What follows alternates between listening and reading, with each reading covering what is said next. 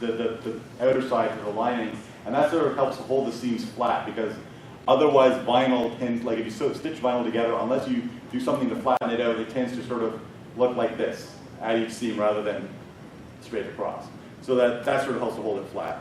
And then the tubing is just a flat strip that's stitched like with the wrong side on there, and then rolled around a piece of, it's called upholstery cord. It's basically, it's like cotton wadding done into a big tube, like sort of snake-like tube. You can get it in the upholstery sections of most like Fabricland or whatever. And it comes in different, you can get it in like 1/4 inch, 1/2 inch, 3/4, whatever. It comes, up to like this big if you want. So I use a lot of this stuff in the 3/4 inch size for the Klingon uniform, around the necks, around the collars, around the gauntlets, around the chest, and so on. If anybody's really interested in trying to make a set of these, I didn't bring the pattern, but I have the pattern at home, and I could probably scan it as a set of the pattern and send it to you if you give me your email or something. Some other approaches to the tunics and so on. Here's an example of something I made for one of the girls in the Klingon Justice League. Is I made a corset. Like, I'm not going to get into how to make corsets because that's a whole other topic, but basically I made a corset and covered it with the vinyl strips so that it had the same look as the Klingon armor, but did all the structural work that a corset does. So you can get away with, like if you have an actual corset that looks like that's in either gray or black or something that looks kind of Klingon, you can get away with that and throw on, Klingons tend to have these shoulder things, so I have made this for example. Years ago when the movie 300 came out, I did a Klingon Spartan costume. So it was quite abbreviated, but one of the pieces was this, which is just a sort of shoulder armor piece with a couple of elastics that go under the arm so it stays on by itself, and then the cape hooked onto that. So it was just a red cape with a red shoulder piece, bare chest. So, but you could wear this with, if you wanted to wear it with a corset, or you could just wear it over like a karate tunic or something that had a similar cut to it, to a Klingon outfit. It's a good sort of shortcut to get the Klingon look without too much elaborate fitting. Because this will fit, something like this will fit just a wide range of sizes, so it's a good sort of option. Another way of doing it is like I made these separate, these are actually shoulder pieces, so they actually just Velcro on either side onto the tunic. Or you can Velcro them or safety pin them or whatever, just onto whatever you happen to have that you're using to look Klingon. In this case, oops, because of my rank, it's got the braid on the side, so that's supposed to hang up on the shoulder like that. To talk a little bit about, this is a set of Klingon pants that I made. The distinctive part of the Klingon pants is this piping that goes down the front, and it's just basically, it's a little tricky to explain how it's done, but it's basically several layers of pleats that are stitched, like it's just a regular pair of stretch pants, and these pleats are stitched onto the outside. And they just run straight down the front, the center of each front of the leg, and then around the back as well. How am I doing for time? Am I zooming right through here? Yeah, I'm pretty much zooming right through here, but that's okay.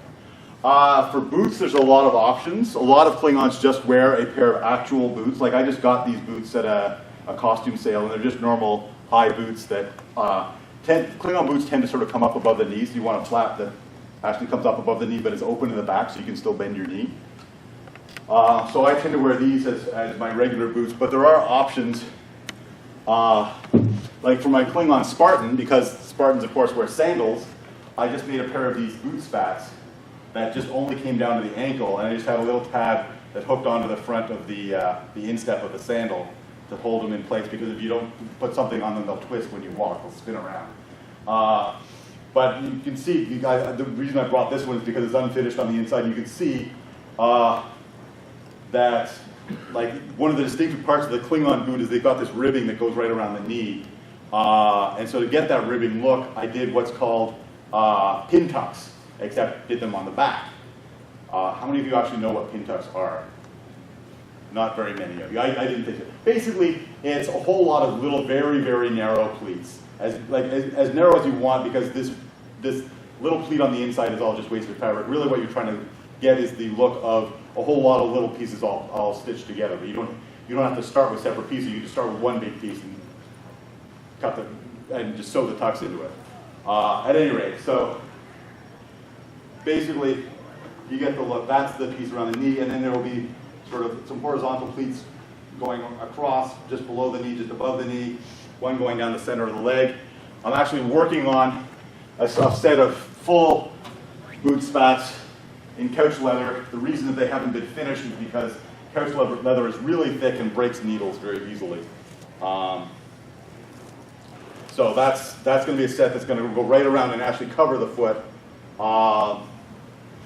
So when I finish it, it'll look like this. And the reason this one is green is because this is from Klingon Green Lantern, one of the Klingon Justice League characters. So what I've done is, with that boot spat, I've sewn a strip of vinyl, a strip of Velcro to the bottom edge of the spat, and glued a strip of Velcro to the edge of a sneaker.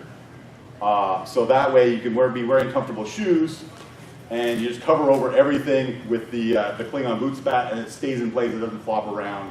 There's a problem with boot covers if you wear them over a pair of shoes. Even if you've got like a little elastic that goes under, like just in front of the heel, the toe often moves around. So, and then the heel plate sort of covers over. There's a zip in the back. Another distinctive thing about, like I think I mentioned, yeah, he's got spikes on his boots. So I made these spikes, but I made them out of the same vinyl as the rest of the boot, and it's just stuffed so that the thing about the spikes you have to be careful of is if you snag them, then either you're going to hurt something, like you're going to hurt whatever you snag it on, or whoever, or you're going to snap off the spike of your boot, and either way it's a bad thing. So I make mine soft so that they bend so that that won't happen. But that's a good example of how I would do a Klingon boot. You can actually, like I've heard of people that will make proper boots in Klingon style, but they are at least hundreds, plural, of dollars to get somebody to make a pair for you. So they're quite expensive. Here's another example of this is a boot for Klingon Wonder Woman. That's sort of, again, a bit of a work in progress. It's just an actual regular boot covered over the heel with the appropriate color of vinyl, and then there's a top piece that eventually will actually get glued on in place over the boot. Let's see if I can.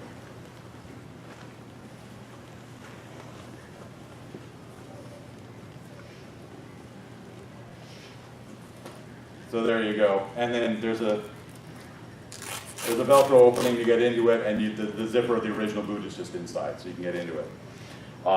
The openings of the boots don't